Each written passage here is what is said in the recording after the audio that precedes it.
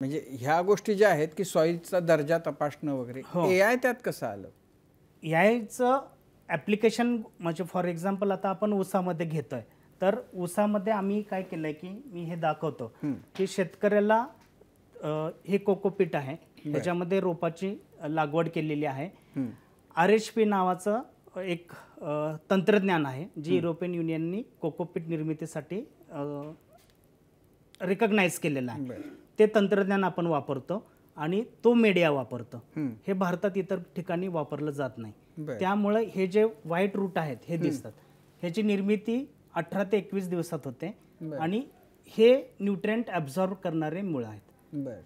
हे पहिलं तंत्रज्ञान आहे. हे रोप त्या शेतकऱ्याला दिल्यानंतर सॅटेलाइट मॅपिंग तर पूर्वी होत होतं, तुमचं सल्ला बरोबर आहे, परंतु आम्ही 4500 रोपं मोजायचं तंत्रज्ञान इनपुट त्या सॅटेलाइटला दिलेलं आहे. 1 एकरात 4500 रोपं आम्ही लावतो.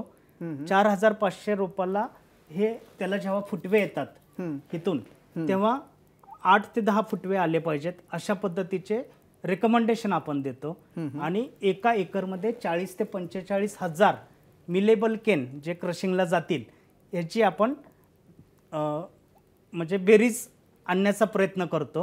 एका ऊसाचं वजन 2.2 ते 2.8 किलो जर आपण गृहीत धरलं तर मिनिमम 1 एकरात शेतकऱ्याला 120 टन उत्पादन मिळण्याचं तंत्रज्ञान आपण देतो. सॅटेलाइट नुसतं आपल्याला एवढंच नाही करत, तर सॅटेलाइट आपल्याला पूर्ण क्रॉपवर कुठला स्ट्रेस आहे, आता हे थोडं येल्लो दिसतंय पान, तर तेवढ्या बेल्टमध्ये कोणती डिफिशियन्सी आहे, तेवढ्या बेल्टमध्ये न्यूट्रिएंट डिफिशियन्सी असेल तर आपण त्या IoT टूलचा फॉर एक्झाम्पल